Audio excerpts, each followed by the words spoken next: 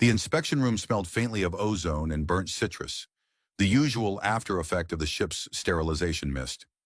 Elias Cade stood in the center of it, squinting at the overhead lights that made even clean walls look judgmental. There was no table, no chairs, just a sterile oval chamber built like a medical amphitheater and roughly as welcoming. He had been told to report to Deck 7, subsection Theta, for compliance protocol. What they hadn't told him, of course, was what kind of compliance. He turned as the door hissed open, half expecting a bored ensign or one of the more humanoid bots. Instead, the woman who entered walked like she was sculpted from command authority itself. She was tall, lean, the kind of tall that made ceilings nervous. Her uniform gleamed, trimmed in the obsidian bands that marked her as high-ranking Eldari military. Her long ears swept back elegantly, adorned with 3 silver cuffs each, and her eyes, luminous violet slits, flicked to his ID badge before acknowledging his presence. Her expression was unreadable, but somehow said, "I'm not here for jokes, human." Elias smiled anyway. "Welcome to Deck 7. Try the mashed protein. It's shaped like disappointment."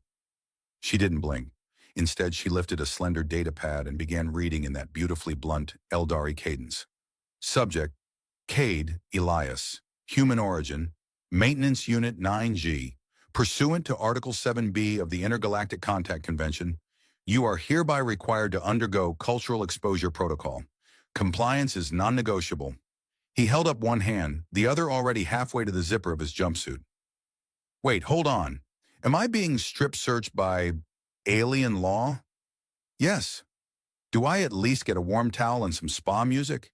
Maybe a fruit platter? She blinked slowly. The protocol does not include refreshments. That's a damn shame. She approached, boots silent against the polished floor, eyes steady. You are required to remove all external garments in my presence. This ceremony is to demonstrate biological transparency and mutual vulnerability, which the Eldri High Council has deemed essential to long-term interspecies trust. Resistance will be noted as cultural breach. Elias scratched his temple. Right, because nothing says trust like undressing in front of a total stranger with war medals. I am not a stranger, she said.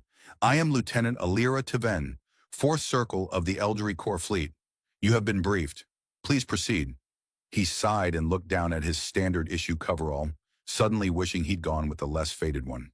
So just so we're clear, this is entirely ceremonial? No one's going to scan me for contraband organs or secret spy tattoos?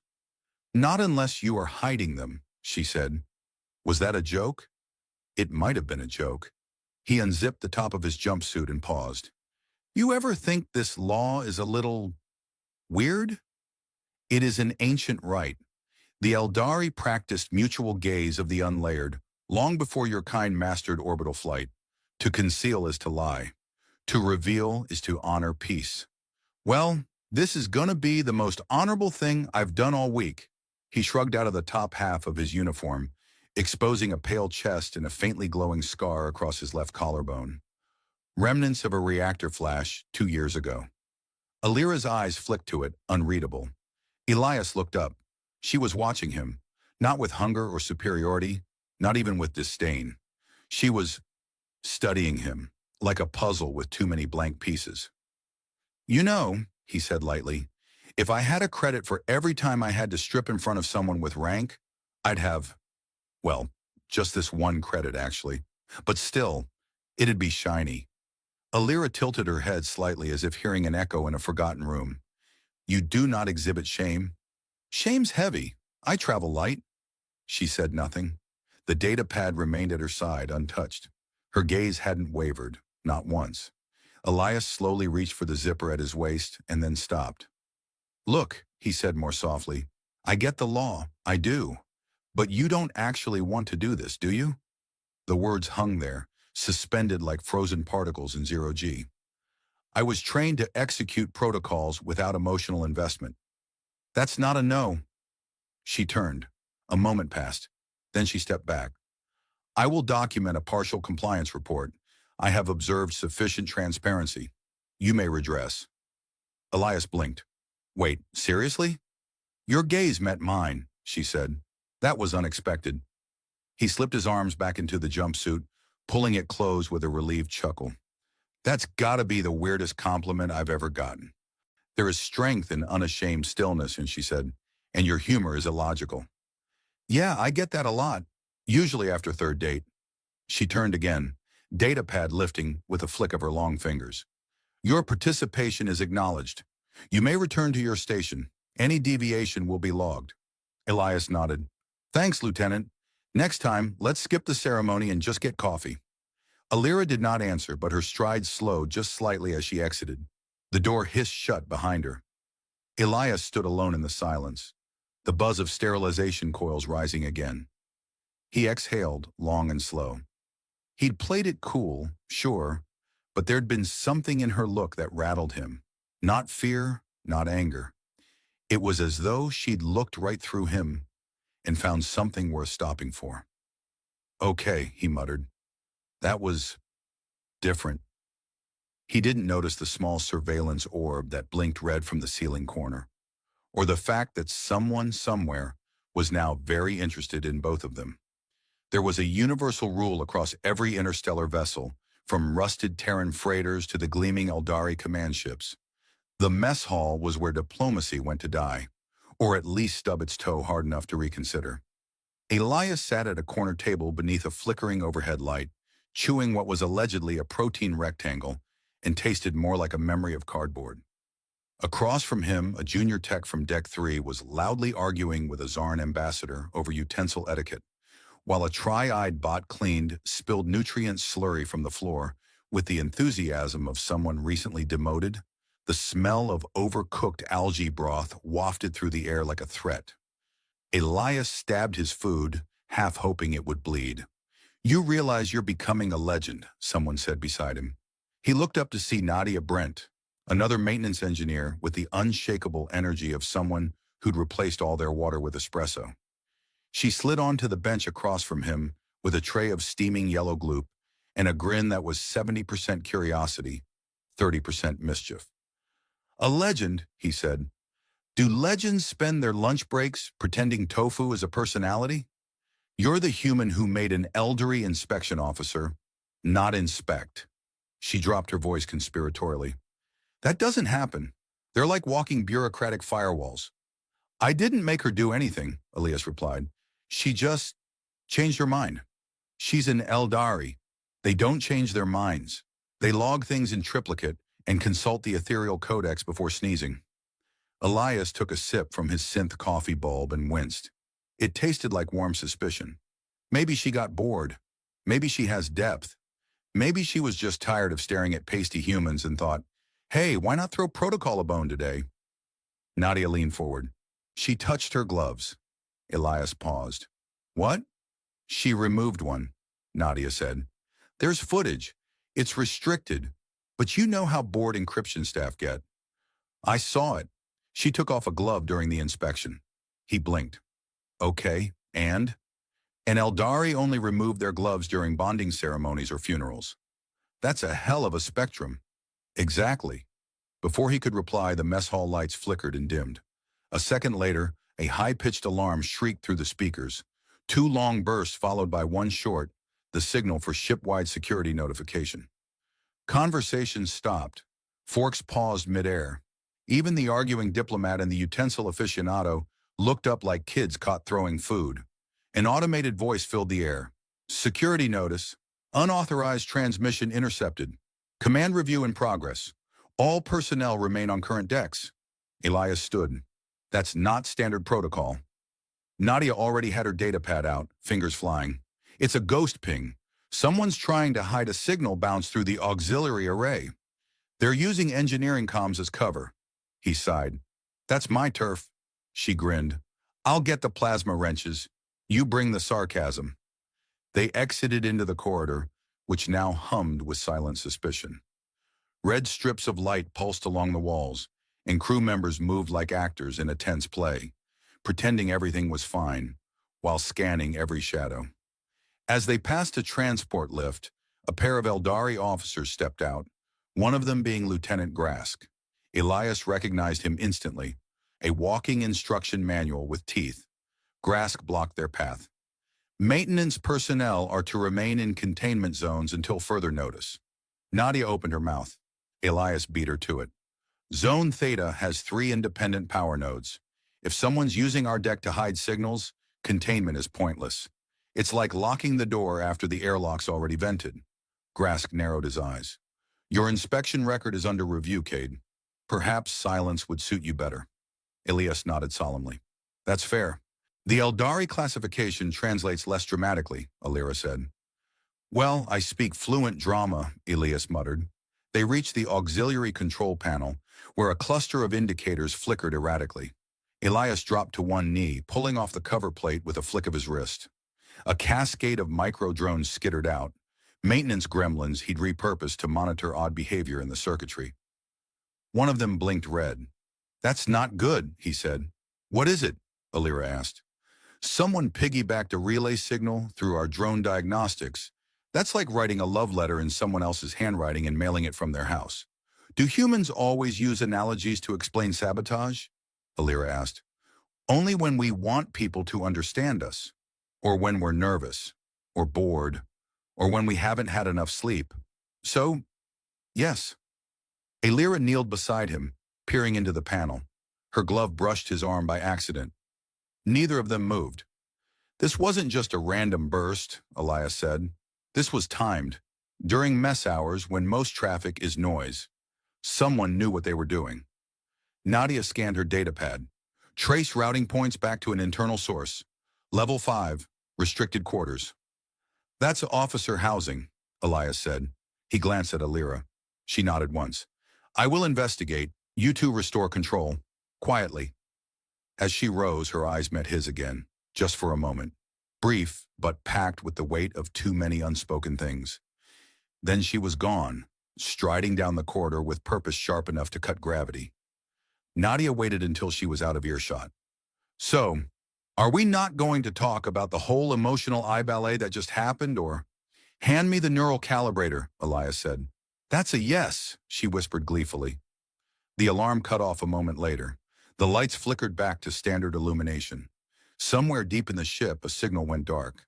But in its place, curiosity was spreading like static across a field of antennas.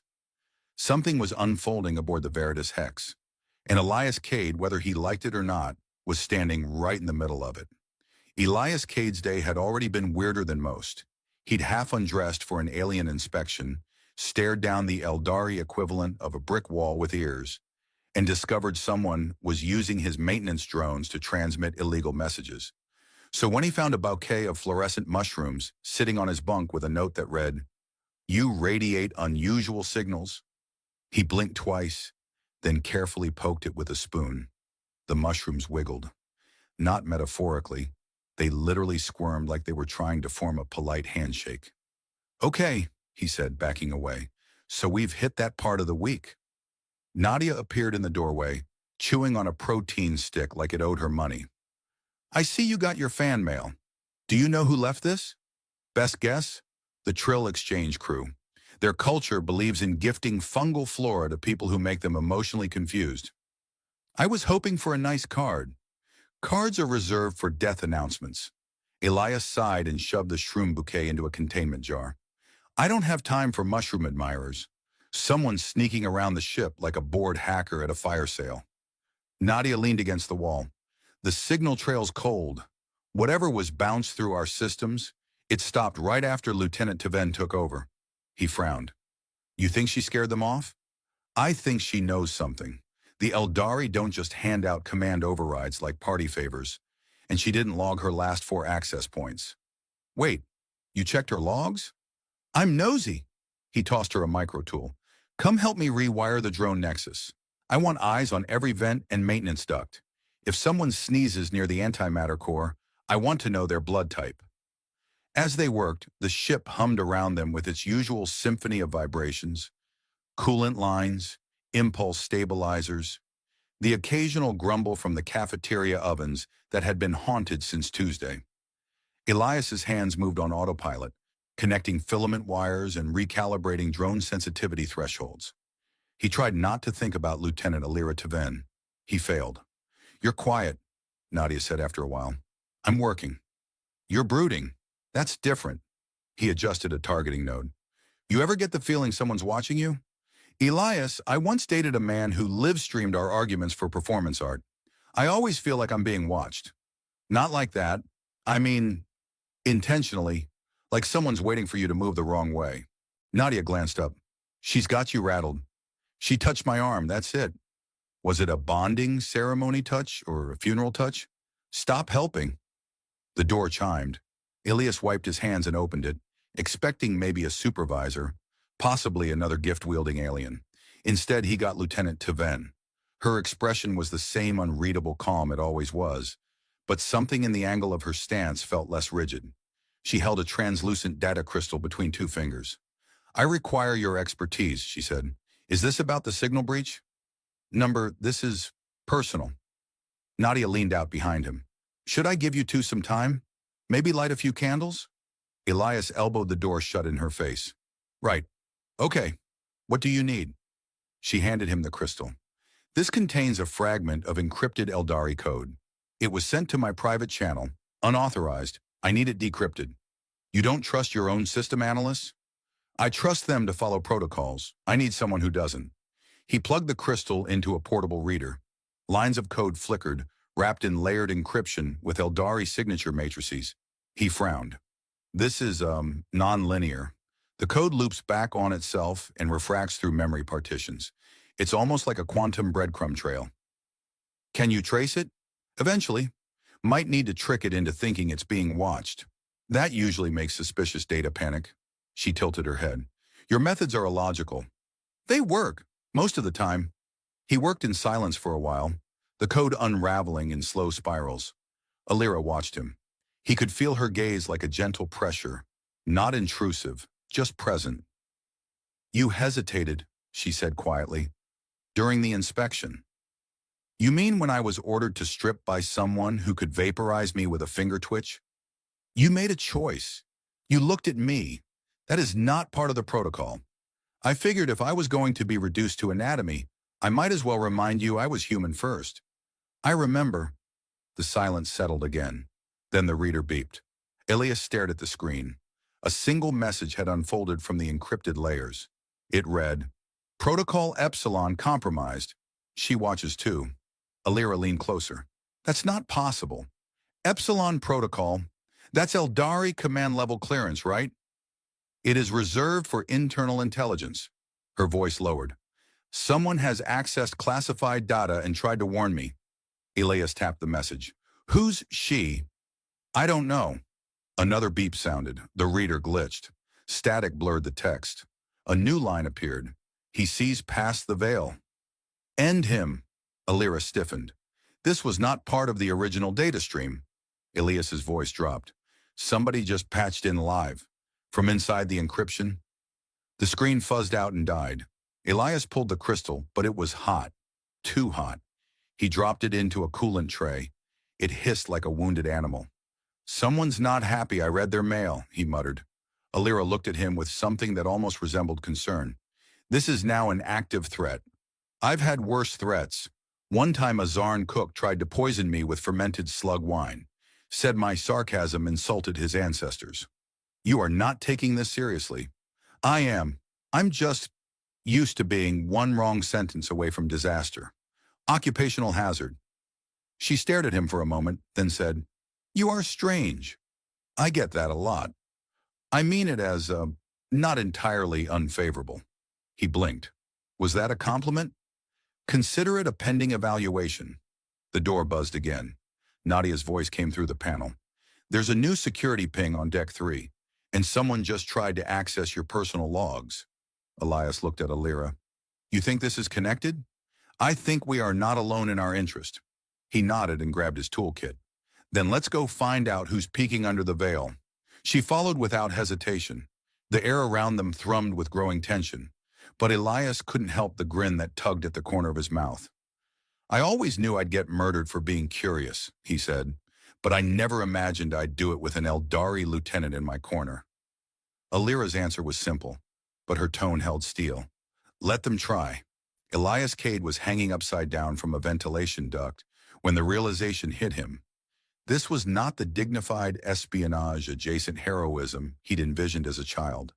At least not the kind that involved wedging himself between heat coils while an alien maintenance bot floated nearby, offering unhelpful suggestions in 3 languages. I swear, if you offer to realign my spinal integrity one more time, I'm going to reprogram you to recite Earth's tax code, he muttered. The bot chirped, insulted, then switched to Finnish and began reciting anyway. I hate you, Elias grumbled. A soft clank echoed up the shaft. He froze. Someone was in the corridor below. He tapped his wrist comm twice. A barely audible click responded in his ear. Alira was in position. The plan, if it could be called that, was simple. Bait the intruder who had access to Elias's logs, isolate them, and ask pointed questions with either sharp words or sharper objects, depending on how polite they were feeling. So far, the bait was wriggling. The footsteps paused.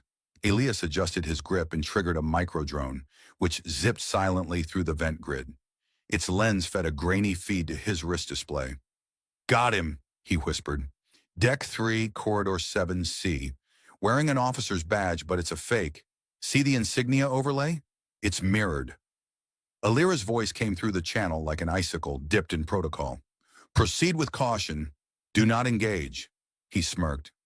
You say that like I've ever followed a warning in my life. Then I must question your life expectancy. I do that every Tuesday. The intruder stopped at a panel, removed a small device from their belt, and began scanning the wall. Elias squinted. It wasn't a scanner. It was a disruptor, repurposed for short-range frequency masking. Trying to hide again, he said. You know, for someone who's not supposed to be here, they're real comfy with sabotage. Wait, Alira said. Look at their neck. Elias zoomed in. Just above the collar, something shimmered faintly. An implant. Not Eldari. That's human tech, he said. Alira's voice was sharper. Experimental. Illegal. It scrambles biometric signals. Well, I'm sold. Let's make a new friend. He dropped from the vent like a very annoyed cat, landing behind the intruder with a thud that startled them into spinning. The device clattered to the ground. Elias raised both hands. Hi, big fan of your covert tech. Love what you've done with the espionage vibe. The intruder bolted. Of course they did. Elias sighed and took off after them. Why do they always run? Why can't one of them ever say, you caught me? Let's talk about our motivations over tea and sandwiches. The corridor lights flickered as the intruder passed, triggering lockdown sensors. Alira's override pulsed in response, locking doors ahead of them with precise efficiency. Elias rounded a corner and tackled the figure near a stairwell. They struggled, landing hard, and for a moment, Elias thought he had them. Then a shock pulse flared from their wrist. Elias's nerves lit up like holiday decorations. He growled and rolled away. I swear, if I get zapped one more time this week, I'm charging rent. Alira arrived calm as ever and pinned the intruder with a stun net. It hissed around them, crackling with contained energy. The figure sagged. Okay, you got me. Can we agree not to electrocute me again? I bruise easily, spiritually.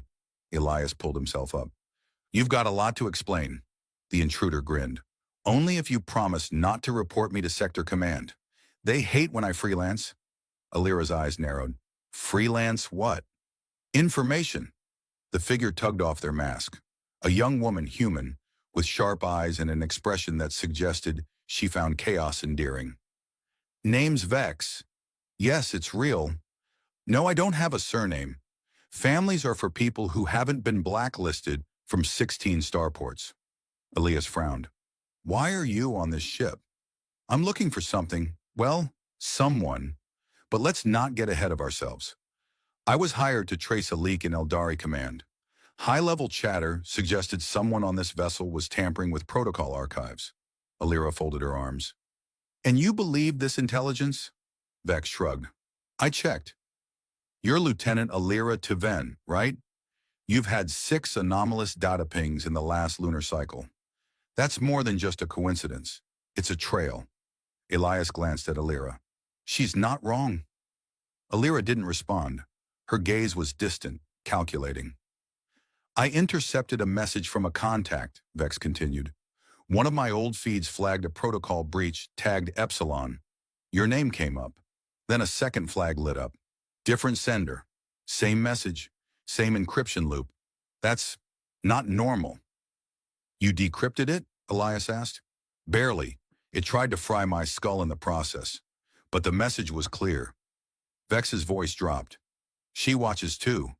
That's a warning. And it wasn't about you. Elias felt the tension ripple. Then who? Vex looked at Alira. You already know. Alira's silence was louder than a scream. Then she nodded once. Commander Varel. Elias blinked. Your superior? She was assigned oversight of this vessel 3 cycles ago. Her authority extends beyond standard regulation, but her behavior has been inconsistent. I'd say ordering someone to be stripped in a public inspection is pretty inconsistent, Elias muttered. Alira ignored that. She's been diverting encryption logs, rewriting clearance records. Small changes, subtle, but enough to manipulate perception. Vex grinned. That's the fun part. You only notice it if you look sideways. Elias ran a hand through his hair. So what? You think she's the one sending those coded threats? I think, Vex said, she's trying to isolate you, both of you. Protocol Epsilon? That's not just about defense codes. It's about behavioral overrides. Mind control? Elias asked. No, Vex said. Worse. Narrative control. The ability to alter event records and memory tags. Change how people remember incidents. Alter testimony. Rebuild the story. Elias stared. That's terrifying. It's also illegal in 9 sectors, Alira added. Which just makes it extra spicy, Vex said brightly. Elias turned to Alira. What do we do? She looked between them. We expose her, but carefully. If we act without proof, she'll label us compromised. Elias cracked his knuckles. Then we get proof. And maybe a few snacks. I haven't eaten since the haunted tofu. Vex raised her hand. Do I get to help? Alira gave her a look. Only if you stop breaking into restricted decks. No promises. The 3 of them moved down the corridor together, an unlikely alliance of misfits, spies, and an increasingly annoyed maintenance tech. As they vanished into the bulkhead shadows, the ship hummed with quiet anticipation. Something was coming, and for the first time Elias Cade wasn't running from it. He was running toward it. Elias Cade was not accustomed to infiltrating high-security command hubs with a rogue intelligence operative, an alien lieutenant, and a pocket full of synthetic wasabi peas. But here they were. Vex munched noisily behind him as they crept through the auxiliary engineering corridor. I'm just saying, she whispered, if we get caught, we could blame it on sabotage by sentient raccoons. They exist. I met one. I'm not putting raccoon mutiny in my final report, Elias muttered. I already have to explain why the backup server sings sea shanties in binary. Alira tapped her comm once. Silence. Sensors indicate Commander Varel is en route to the data vault. We must intercept before she initiates another memory overwrite. Right, Elias said. Quick question. When this is over, do I get a medal, a vacation, or a long, awkward talk with someone's ancestral ghost? Depends on who survives, Vex said cheerfully. They reached the core vault, a curved door marked with ancient Eldari runes and newer, more bureaucratic warnings about radiation, unauthorized access, and accidental existential unraveling. Elias keyed in the override sequence. Okay, Vex, your code better work. Relax, I lifted it from an Eldari ambassador who thought I was his granddaughter. That's either impressive or deeply concerning. The door opened with a low hiss. Inside, glowing pillars of data streams stretched into the ceiling like liquid neon spires. The air buzzed with electrostatic tension. At the far end, Commander Varel stood with her back to them, a control prism floating between her hands. I really hoped it wouldn't come to this, she said without turning. I respected you, Tevan. You had potential. Alira stepped forward, slow and deliberate. You corrupted protocol for personal control. You used our system to erase dissent. That's not leadership. That's tyranny. Varel finally faced them. Her face was calm, but her eyes glittered with a cool kind of madness. Perception is survival. Eldari history is shaped by control, Emotion breeds chaos. I brought order. You brought fear, Elias said, and bad vibes. Seriously, the entire engineering staff thinks you're haunting the espresso machine. Vex nudged him. Now is not the time for comedy. There's always time for comedy. Varel extended the prism toward the nearest terminal. You don't understand the implications. This isn't about me. It's about legacy. I'm rewriting our failures. I'm crafting a cleaner past. Elias stepped forward. The past isn't supposed to be clean. It's messy and real and smells like burnt toast half the time. But it's ours. You can't edit your way into wisdom. She narrowed her eyes. I should have erased you when I had the chance. A lot of people say that. Most of them ended up in therapy. Alira's voice was ice. Step away from the prism. No, Varel said, and activated it. The room flared. A wave of energy surged across the data streams, rewriting command logs, memories, identity fragments, all cascading into engineered obedience. Elias threw up a force barrier. Alira extended a neural counterpulse. Vex hurled a wasabi pea directly into the control node. It shorted out with a spark and an undignified pop. Everyone froze. Did that work? Elias asked. Vex blinked. I didn't think it would. I just panicked. Alira lunged, pinning Varel before she could recover. System lockdown. Immediate quarantine. Varel struggled, but the vault responded to Alira's override. Data cascades froze midstream. Red warning lights blinked alive across the panels. Elias approached the damaged prism, scanning it. She had pre-compiled memory edits ready for upload. Full personality override on the senior staff. Even me. Vex tapped her wrist console. Already broadcasting evidence to Sector Command. By the time the elders get this, she'll be a case study in what not to do with reality manipulation. Varel slumped. You'll undo everything. Alira didn't flinch. Good. Back on the main deck, things moved fast. Command quarantined Varel. Investigations began. Eldari Council members arrived on sleek ships that smelled faintly of moral superiority. Elias gave 3 statements, one of which included a drawing of the mushroom bouquet for emotional context. Vex disappeared for 3 days. When she reappeared, she had a new jacket, a stolen datapad, and a slightly smug expression. I may or may not have rewritten my own arrest record, she said. Elias shrugged. Just don't use my face again. It's hard enough convincing people I'm innocent when I look like someone who hacks vending machines. Alira found him on the observation deck later, watching stars stretch past. You stayed, she said. I was thinking about leaving, he replied, but then I remembered I have 17 unpaid meals on this ship and at least 3 unfinished drone repairs. She looked at him. You changed something. I just fixed a problem. Number I meant in me. He hesitated. You're not just protocol anymore. I've seen what control becomes when it loses empathy.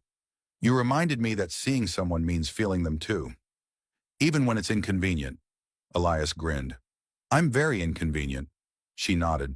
That's why you're necessary. Silence settled. Then, you still owe me a proper inspection. He blinked. Excuse me. For repairs, your drone matrix is operating at 76% efficiency. It's disgraceful. Oh, right, of course, because that's what we were talking about. She turned to leave, then paused. Unless you have something else in mind. Elias stared at her retreating form.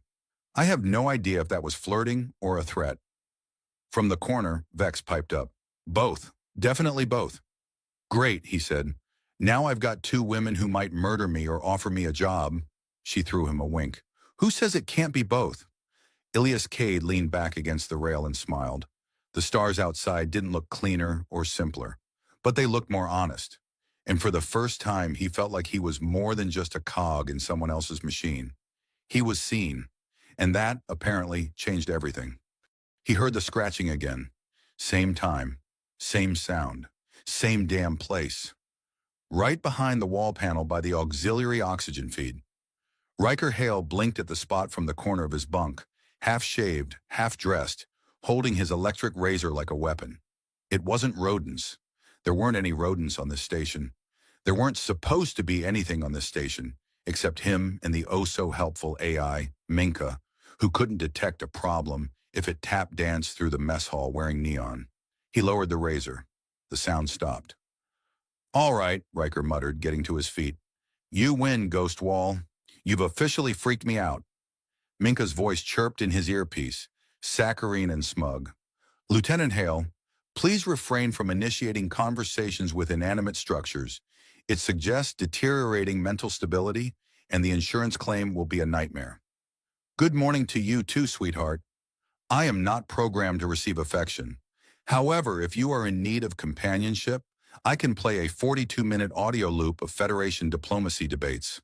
Hard pass. He tapped the panel. Nothing. No noise. No heat signature.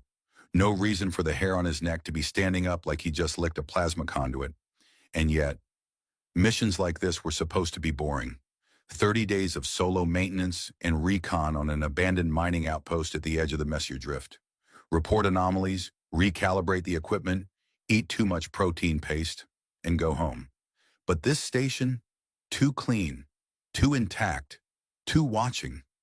He checked the security logs, the motion sensors, even recalibrated Minka's core scan diagnostics. Everything read nominal. Everything lied. Riker finished shaving and strapped into his jacket, ignoring the cold creep in his spine. He stalked down the corridor toward the command deck, humming the most annoying Terran pop song he could think of. It wasn't bravery, it was defiance. At the door, Minka chimed again.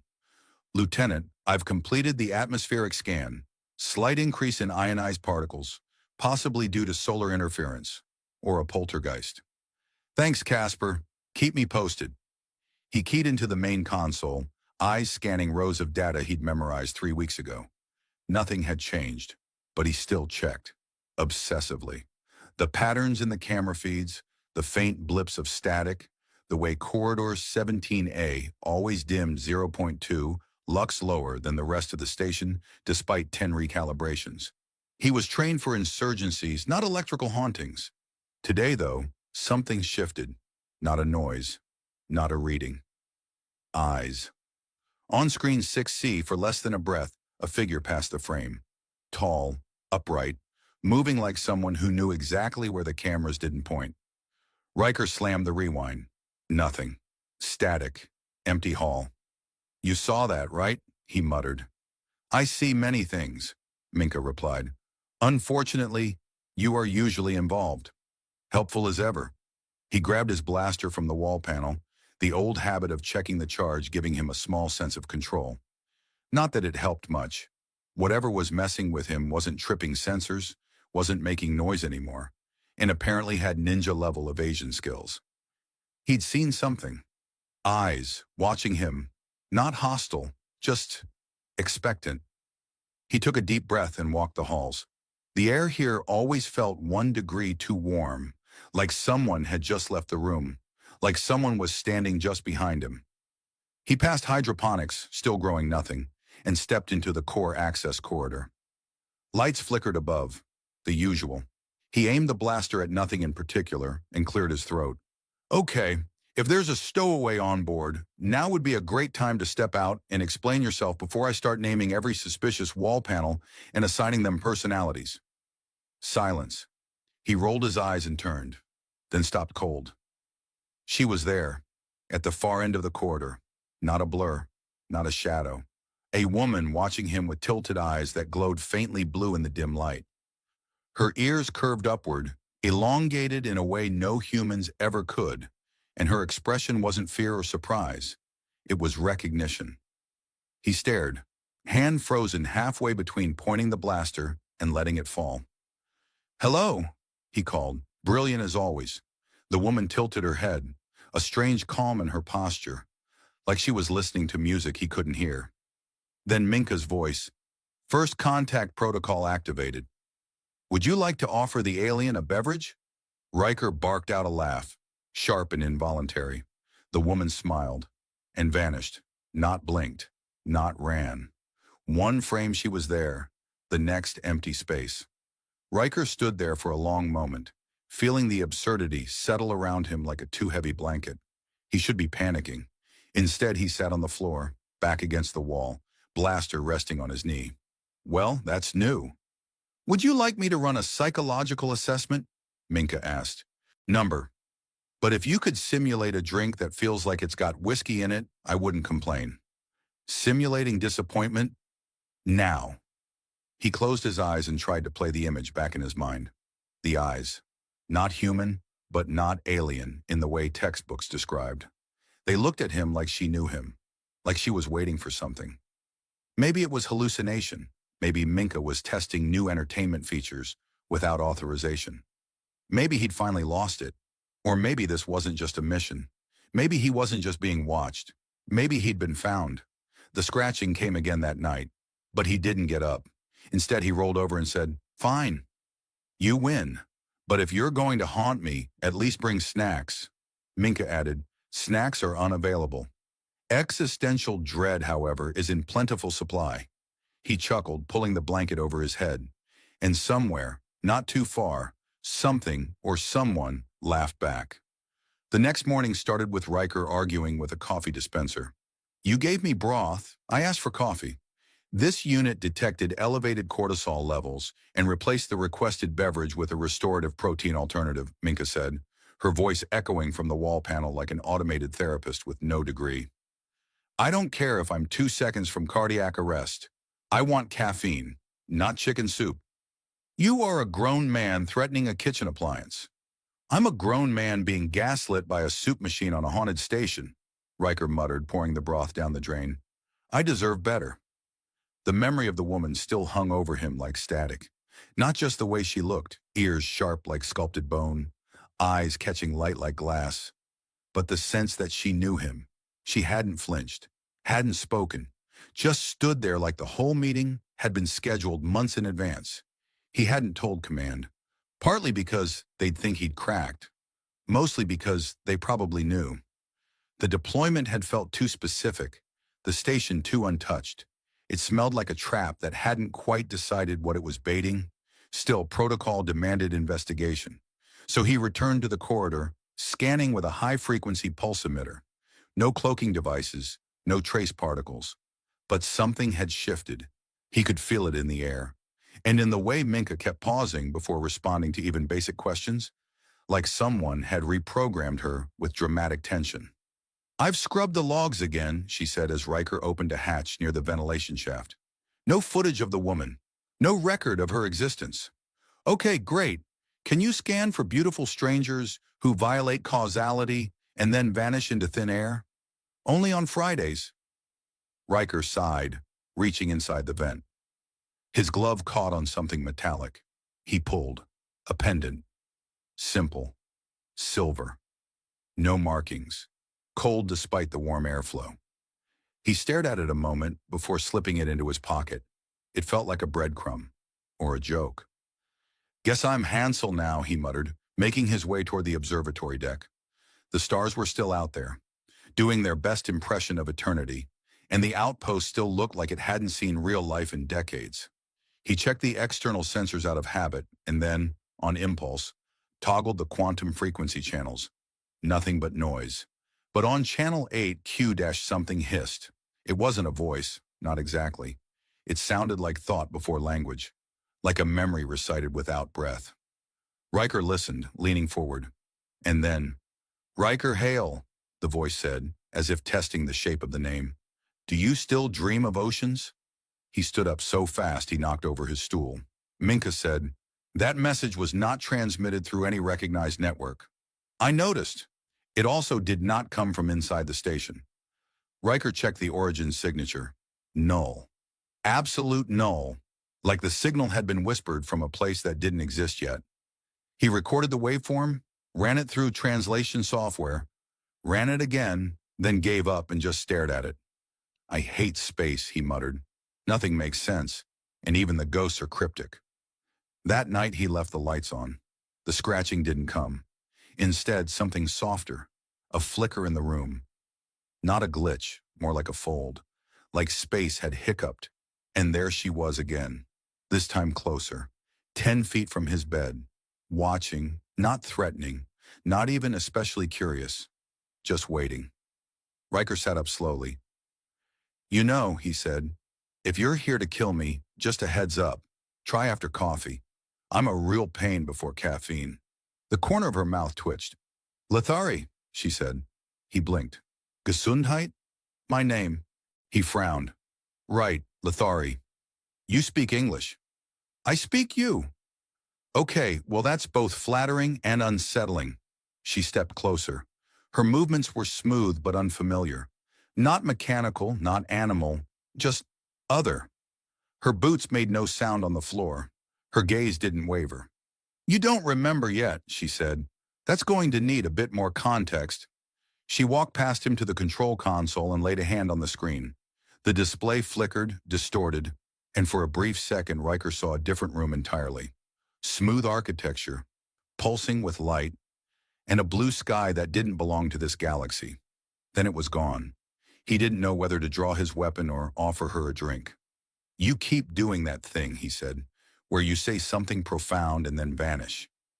You know that's rude, right? I do not vanish. You stop looking. Oh, that's way better. Thanks for clarifying. She turned to face him again. Her ears twitched slightly, like antennae catching vibrations. Her eyes were wider than human, not just physically, but emotionally, like they carried too much memory. I came to find you, she said, because you left. Pretty sure I've never met you before. Not in this skin. Okay, Riker said, throwing his hands up. You're going to need to walk me through that one slowly, preferably with diagrams and snacks. Do you remember the Tide song? What? Do you remember the fracture in the sea? He stared. No. I don't know what you're talking about. Lethari tilted her head. Not yet, she said almost to herself. The lights flickered again. Minka's voice stuttered, repeated 3 times, then fell silent. Did you break my AI? I made her curious. Riker rubbed his temples. You realize I'm going to get court-martialed for fraternizing with mysterious, unauthorized visitors. You won't. Oh, good. Why not? You're not going back. Riker froze. Excuse me?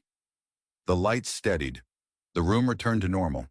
Lethari was already stepping backward, fading, not into invisibility, but like she was falling through a curtain he couldn't touch. Wait, hey, hold on.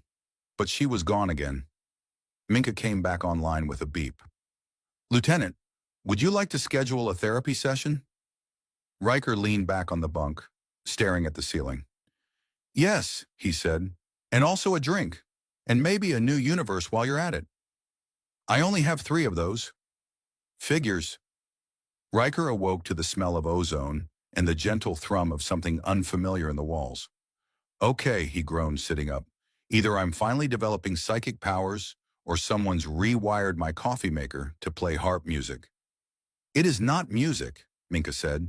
It is resonance. The station is vibrating at an unscheduled frequency. Unscheduled? Yes. As in, not ideal.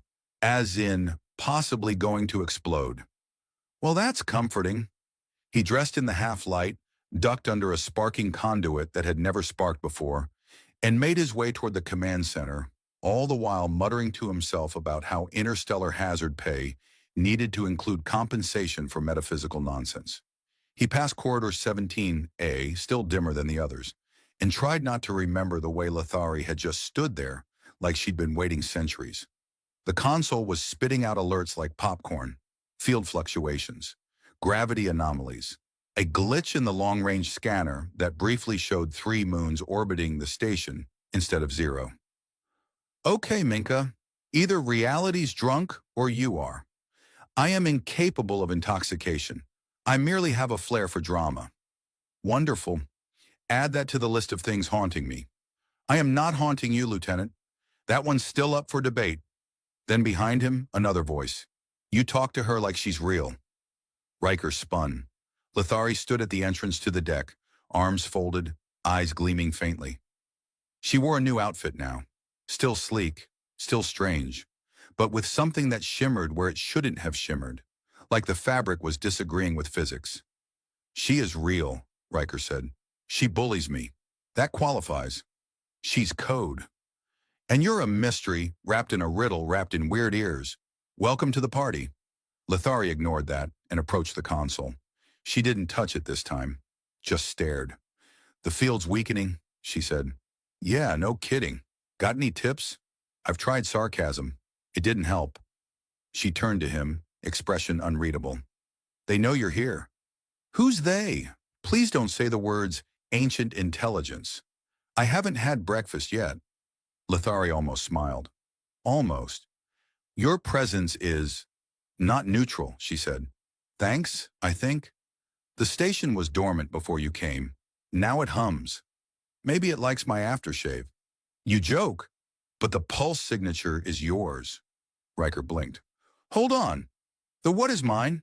She stepped closer. This place, this shell, responds to you.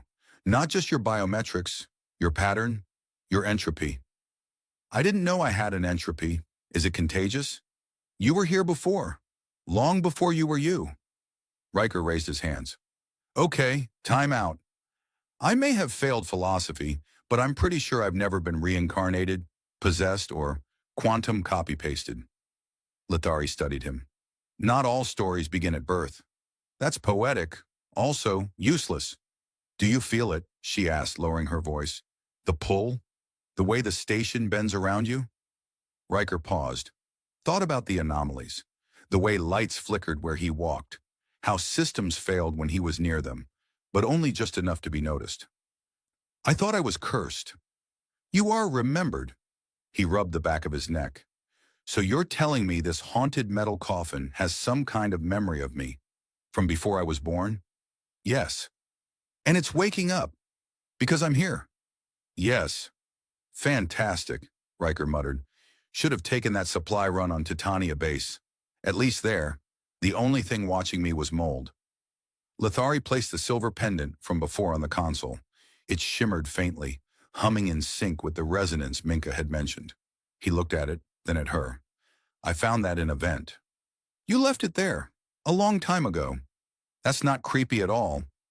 Lithari touched the edge of the pendant. A pulse of light danced across the console. For a brief second, all the warnings vanished. Every alert went silent. Then the pendant cracked. Lithari flinched. Riker leaned forward. What was that? A key, or a lock. It's hard to say. Comforting. The alarms resumed, louder this time. Minka's voice glitched mid-word, then rebooted with a sigh. Lieutenant Hale, I would like to formally request an exorcism. No arguments here. Lithari looked distant, as if listening to something deeper than sound. They're coming now, she said. Them again. You're really going to have to be more specific. Aliens? AI? Multiversal tax auditors? Lithari stepped closer. The ones who erased this station. The ones who erased you. Riker stared at her. You keep saying things like that. Like there was a version of me before. Like we've done this. We have. He waited. Lithari didn't elaborate. Of course you're cryptic. Why would you ever make anything easy? She stepped back. Prepare. For what? But she was already fading again. The lights dimmed. The console sparked. Somewhere in the station, something howled. Not animal, not mechanical. A pressure without sound, a weight in the bones. Minka's voice dropped an octave. External anomaly detected. Interdimensional aperture forming. Say that again, but with more denial. A rupture bloomed in the space outside the station. Not visible exactly. More like a bruise in the sky. Space twisted. Stars bent. A ship, or the idea of one, broke through. It had no engines, no structure, just layers of logic folded around a core of silence. Riker grabbed the blaster he hadn't used since week 1. Minka, do we have any weapons that work on abstract threats? Does sarcasm count? He cocked the blaster. Then we're fine. The aperture widened, and from the folds of twisted light, something stepped through. Humanoid, faceless, wrapped in robes of static and gravity. It didn't move like a person. It stopped space around it as it walked. Riker stared, then under his breath. Yup. Definitely should have taken that Titania gig. The station locked itself down before Riker could even shout, "Bad idea," into the intercom. Hatches slammed shut. Lights flickered into red alert mode, bathing everything in the kind of dramatic glow that screamed, something very cinematic is happening. He checked the blaster again, even though he already knew it wouldn't help against something wearing entropy as a coat. Minka, status report. The station is in maximum containment mode. All defensive systems are now active. Wait, defensive systems? We have defensive systems? They are theoretical, but enthusiastic. That's what I want in a weapon, a dream and a prayer. The being, or whatever it was still drifting just outside the viewports, not so much floating as ignoring the concept of motion entirely. Its limbs bent like suggestions. It stared directly at Riker, despite having no eyes, no mouth, no face. It stared the way a black hole stares, by existing. Okay, Riker muttered. So we've got a ghost in a bathrobe and a haunted memory station that thinks I'm its long-lost ex. What else could go wrong? The lights in the corridor behind him blinked once, then again, then turned purple. Minka. Yes, Lieutenant. Did we install a nightclub since last night? No. And purple's not on the standard emergency spectrum, right? Correct. It is not. Good. Just checking that I'm still in a waking nightmare. Lithori appeared without warning, because apparently doors were optional now. She looked paler than usual, or maybe more focused. Hard to tell with someone who existed like a paradox in boots. He found us faster than I thought, she said. Do you want to start using names for these things? Pronouns are not doing enough heavy lifting. He was part of the fracture. He remembers, like the station remembers. Great, so now everyone remembers something except me. What am I, the goldfish of this ancient space soap opera? Lithori ignored him and walked to the viewport. Her hand grazed the glass, and the shimmer from her skin lit up the interface panels, which beeped in what Riker swore was a slightly nervous tone. Minka whispered, I don't like her. She's not trying to be liked, Riker whispered back. She's trying to keep me alive. Maybe. The robe thing outside the station shifted, or maybe the universe just twitched around it. Either way, the lights dimmed again, and the floor started to hum in a language no one had taught Riker. He's speaking, Lithari said. I don't hear anything. Not with those ears. Oh, excellent. Another alien ear joke. Lithari turned to him. You will hear it. When the memory opens. You keep using the word memory like it's a physical place. It is. Of course it is. She placed the cracked pendant on the floor and knelt. It pulsed again, weaker now, but still in rhythm with something larger. The hum of the station changed pitch, like it was sinking to a deeper beat. I need you to touch it. Usually I like to know what I'm touching before I start rewiring my brain with ancient jewelry. It's not rewiring, she said. It's remembering. That is not comforting. Riker knelt beside her, staring at the pendant like it might bite. You swear this won't kill me? Lithari hesitated. Riker frowned. That wasn't a yes. It will not kill you exactly. Exactly? Touch it. He touched it. The room vanished. No flash. No spinning vortex. Just the abrupt absence of everything. He stood in a corridor made of light and wind, and overhead a sky with two suns shimmered down on towers of impossible geometry. People walked past him, humanoid, tall with long ears, like Lithari. They wore armor of glass and bone. Their skin glowed faintly, and one of them, one at the center, had his face. Not entirely, not quite, but enough. A twin through a broken mirror. The other Riker stood at the heart of a vast hall, his voice ringing out in a language Riker couldn't understand but still felt in his teeth. Then silence. The memory shifted. War. Ruins. Something falling through dimensions like a coin down a well. Then the robe being, but different, solid. His face visible, terrible, familiar. A betrayal, a storm. Riker gasped and the vision shattered. He landed on his knees back in the station, panting like he'd run a marathon inside a dream. Lithari steadied him. You were one of us, she said. I'm not anymore. You were a key, the last one. Yeah, well, this key's broken now. Outside, the robe being moved closer. The viewport stretched around it like they didn't want to see. Minka stuttered again. Proximity field. Breached. Riker stood. What does it want? You. That's not helpful.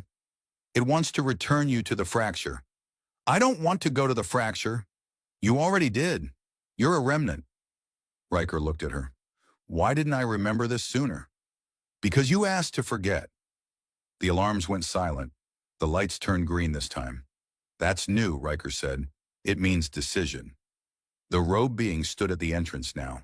Not through a door, just there, close. Its voice was not voice at all, but memory pouring into space. You left, it said. Riker raised his blaster. I got better. It tilted its head. You remember. You were chosen. I was confused. There's a difference. You can still return. We can repair you. I don't want to be repaired. I want answers. The thing paused. Then returned to the fracture. Not until you stop sounding like a haunted IKEA manual. It stepped forward, and then Lethari stepped between them. Not this time, she said. You cannot stop what he is. No, she said, but he can. Riker aimed the blaster, took a breath, and nothing happened. Not because the weapon failed, but because something else cracked. The station, space, him. And the fracture opened. The fracture opened with the sound of a memory snapping in half. Not loud. More like the pop of a joint that hadn't moved in centuries. Riker staggered as gravity rethought its career, and the floor beneath his boots rippled like fabric, trying to remember how to be solid. Okay, he said, bracing himself. This is either the worst elevator ever or a very fancy cosmic trapdoor. Minka's voice glitched in and out. Lieutenant, entropy event. Don't touch anything glowing. Wasn't planning to, but thanks for the tip. Lethari stood beside him, unaffected by the chaos, eyes steady. She looked more alien now, like the station had shed one more illusion. Or maybe Riker had just stopped pretending not to see. We don't have long, she said. It's pulling everything in. What exactly is the fracture? And why does it want me to join its creepy robe cult? It's not a place. It's a scar. In the fabric of what used to be real. Great. A metaphor with gravity. That's always a party. She stepped forward and space shivered. The robe being followed, gliding over the non-floor like it was made of conviction instead of atoms. You belong here, it said. Do I? Riker raised his blaster. Because honestly, I've spent this whole journey just trying to figure out where the bathrooms are. Lethari touched his arm. You were one of the architects. Before, when we thought we could save reality from itself. Well, I hate to break it to past me, but he was an idiot. You sacrificed everything to seal the fracture, then you chose to forget. Why? Because you were tired. Because remembering meant losing who you were. Riker glanced around. The colors of the fracture bent toward him like magnetized light. Memories flickered along the edges. Battlefields, stars dying in slow motion, laughter from voices he couldn't name. I liked not knowing, he said, being just a guy with a blaster and a coffee addiction. You still are, Lethari said, but also more. The robe being extended a hand. You are a bridge. Return. Complete the pattern. I'm not a circuit board. You are potential, Riker sighed. Okay, let's say I believe you. Let's say I was this architect guy. What happens if I do return? The fracture closes. And if I don't, everything unravels. Of course it does. He paced a bit, which was difficult since the floor was now optional. Let me ask you something, he said. If this place remembers me, if I helped build it, then why does it feel like it's trying to swallow me? Because it's unfinished. You are the unfinished part. Lethari stepped beside him. But that doesn't mean you have to disappear. We can anchor you. Riker blinked. We?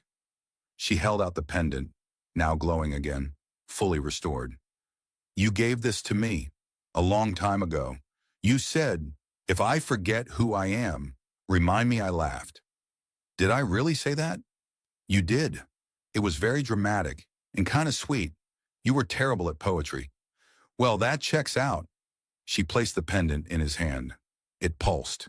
He remembered laughter in halls made of crystal. He remembered music that folded time.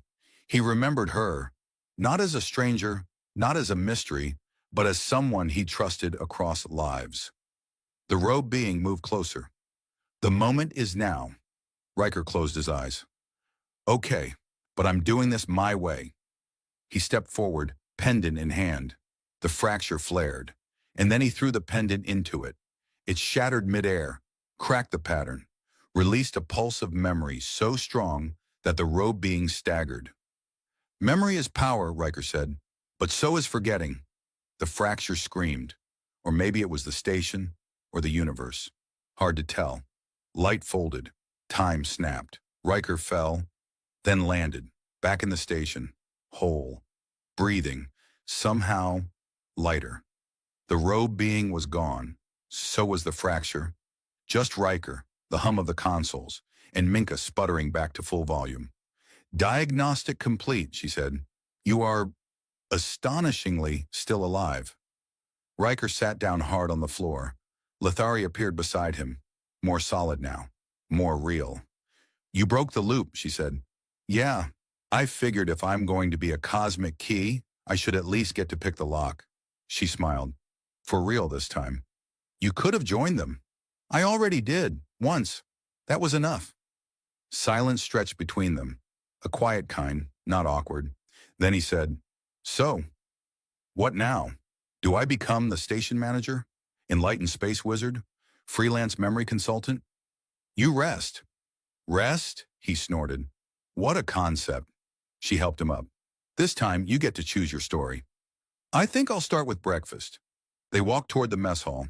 Lights steady, walls no longer humming in Morse code. Lithari? Yes? If I ever try to sacrifice myself to the multiverse again, remind me to pack snacks. I'll bring tea. And maybe a joke or two. She nodded. I have thousands. Of course you do. He looked out the viewport. The stars were still there. Just stars now. And this time he remembered them.